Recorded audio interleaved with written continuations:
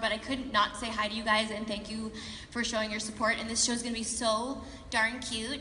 And Unikitty's just happy and everything's a brand new day. And she's happy all the time and you guys are gonna love it. And I love you guys so much, but I have to go and can I take it?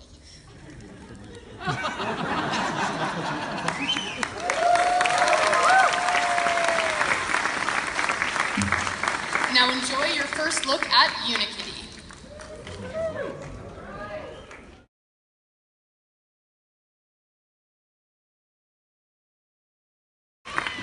Love it, love it. And now I get to introduce to you the people who make this show possible. First up, I want to bring up the art director for Unikitty, Andrea Fernandez. Woo! Woo! Next up, one of the producers on Unikitty, Edward Scudder. Yeah! And another fellow producer on this amazing show, Lin Wang. Whoa! And last, and maybe a little bit least, the super depressing voice of Master Frown himself, Eric Bauza. Woo!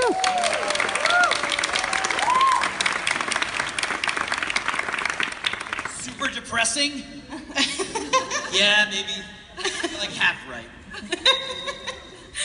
Oh my God, so what a great episode. And Unikitty has been such a popular character since the Lego movie came out. What inspired a show though? What made Unikitty kind of the perfect lead character for her own show? I think it's because she was probably the best character in the movie. To us, at least. I don't know. She was really, yeah, she was really cute, and she had, I mean, the dark side to her was really appealing to us, so. Full of energy. Yeah. She's bright, she's shiny, she can kick butt. Yeah, and that's kind of one of the things I loved about her too, is that she is really bright and bubbly and friendly, but also has those fits of rage. What do you think, how do you think Unikitty teaches us how to deal with our feelings? I think she pushes them down really deep down inside her. I don't know if she deals with her emotions in a very healthy way, but... Well, so obviously we saw one episode here, but there's obviously more going on. Basically the way it's described is that she and a whole cast of friends and their world full of adventure, excitement, and dance parties.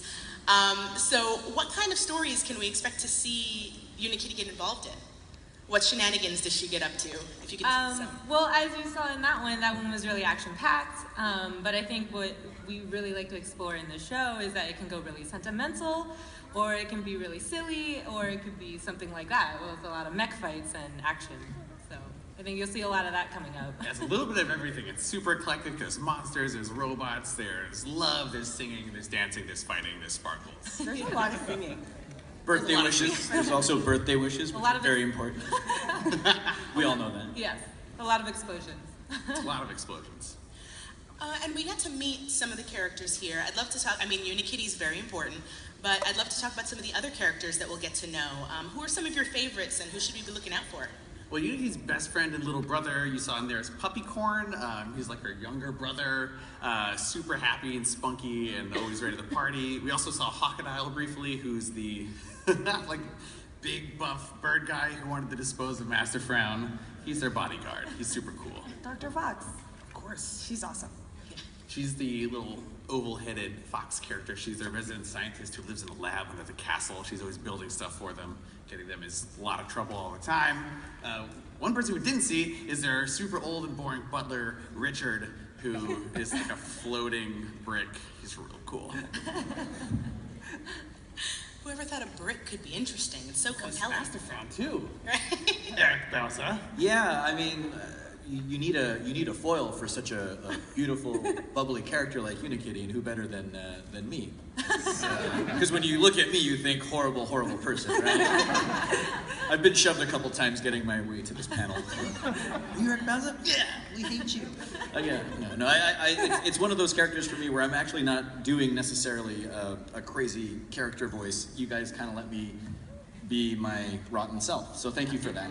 You sound really depressing naturally. So. Yeah, just inside, deep in. I can't be that sad though. We're at Comic-Con, right, guys? I was actually going to ask you about Master Frown because I really want to know what his deal is. Like, what makes him so I just frowny? think the most comical thing about him for me, even though he's a bad guy, is that just the tiniest things, like a birthday wish, that's on his agenda to like take that away from someone. So I think the problems may seem normal and regular to any one of us, but for him, that's like, if he could destroy that for Unikitty and her friends, that would make his day. But, you know, obviously he's not that great. He has a cool cape, though. That's true. If it's one thing that he can see out in the audience is all the cool capes out there, and he appreciates that at Comic-Con. I actually wanted to ask Andrea, as art director, just kind of how you help bring Unikitty to life. What is your, how do you art direct? This is actually a super fun project. It's so charming, it's so inventive, and we have so much flexibility in terms of being in a Lego-ish world, but not super constrained to Lego. So I think kids are really going to love that. There's a lot of sparkles, which makes it very fun for me to work on. But there's also just all these different worlds. We go to, I don't know if this is a spoiler or not, but we go to like different worlds, and some are action-y, and some are sugary sweet, and some are very sad like Frantown. But it's so fun and playful, and that's the best part about working on Unikitty and just getting to build this awesome stage for these really amazing stories. Nice. And how do you come up with the stories? I'd love to get a little glimpse into the group of writers and producers that are coming up with all these great things. And we work with two writers, Chad Quandt and Aaron Waltke, and We're not. I like him.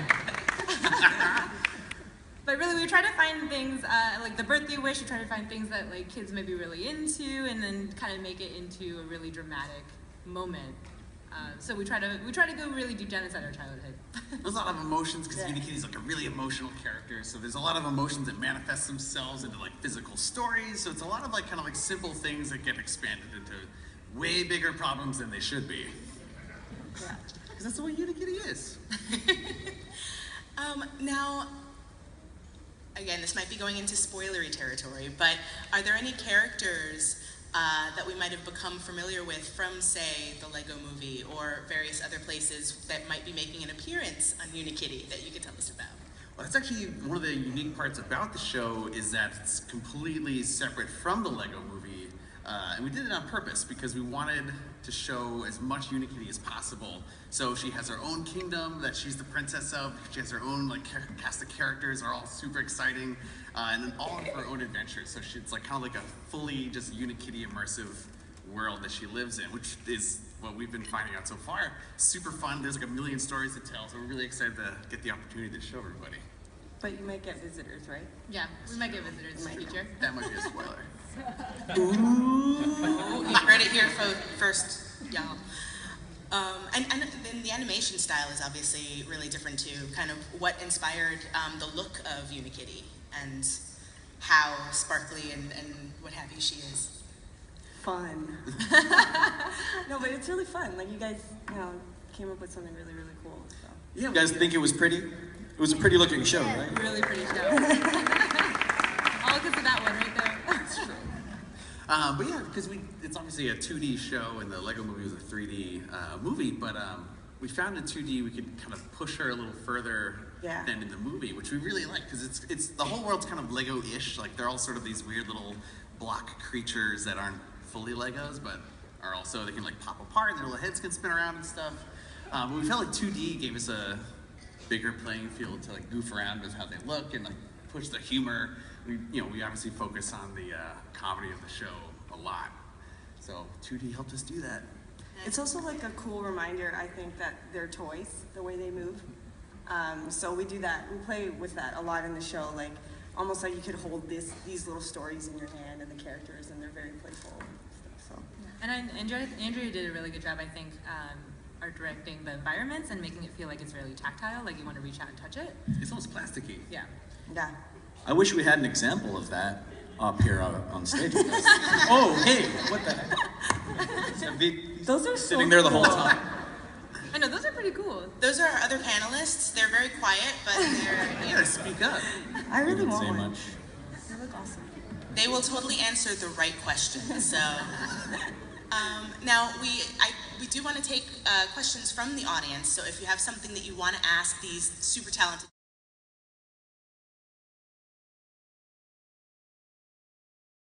you have a question whenever you're ready. Hi, my name is JT, and I was wondering, will we ever see Master Frown like happy? Like maybe 8 seasons from now. We'll see. Thank you. Thank you. I was wondering where Unikitty's parents are. Oh, good question. That's something that you guys might find out later in the season. Are you looking for a writer's job on the show? We have some openings. No? Just a fan, that's fine. And we'll probably find out eventually. Very deep questions at Comic-Con. Hard hitting. That's a Friday question. Thank Thank you. you. Good question. Are you guys gonna add any other Unikitties in the show? Ooh. Oh yeah, we have like a ton of Unikitties that show up kind of throughout. She changes color and changes shape all the time depending on how she feels. So we'll see like purple ones and pink ones and green ones and white ones, and there's tons of different colors. Different so. costumes. Did you guys notice her shirt? She already has a Unikitty Yeah. shirt. Yeah. That's awesome. Amazing. That's so cool. Awesome question. Thanks. Thank you, and I love the skirt too. Hello. Thank you. Hi. Hi. The theme song is really awesome. Can you guys talk a little bit about that? Like, who did the theme song? Oh yeah, the theme song is by Baby Metal. You couldn't even know that. Love the show more. Yeah. We thought it was a perfect mix because Baby Metal's so cute and so sweet, but then Yeah. we have the metal side, which is exactly like Unikitty. So we thought it worked really well. They did such a good job. Yeah, they oh did a man. great job. Thanks. Thank you. Thanks. Actually, so it was for, like specifically for the Yeah. Nice.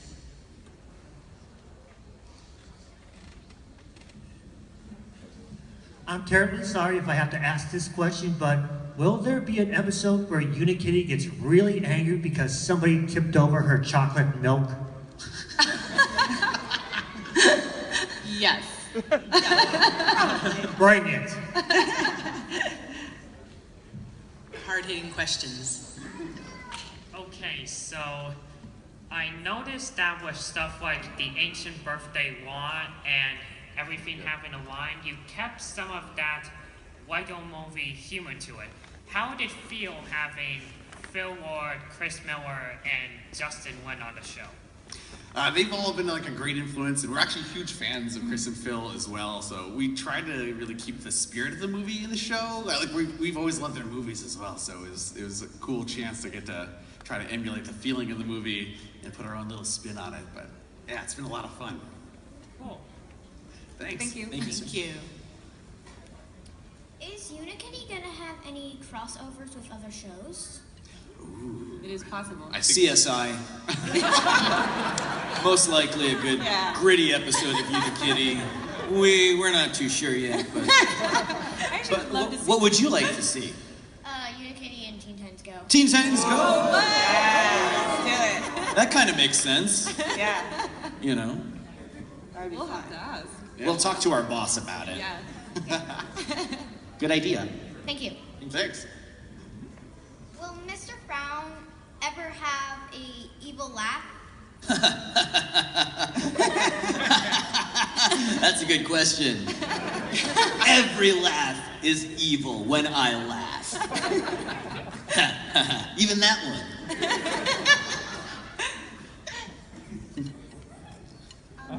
Hi, this question is for Eric. Eric, what got you started in the voiceover business, and have you done other voices? Well, when I used to work the drive-thru at Taco Bell, my agent was like, "You got a good voice. I'll have the number 2, the Doritos Locos combo, please." No, I started out in animation, actually, and I was working. Yeah. We were all working over at 6 Point Harness Studios, and I used to do character layout, which was a position in animation where they take a storyboard and they ask someone like me to draw the pose, and that gets sent to the animators. And then someone said, you know, they'll pay you money to read. And I was like, I quit. And that was it.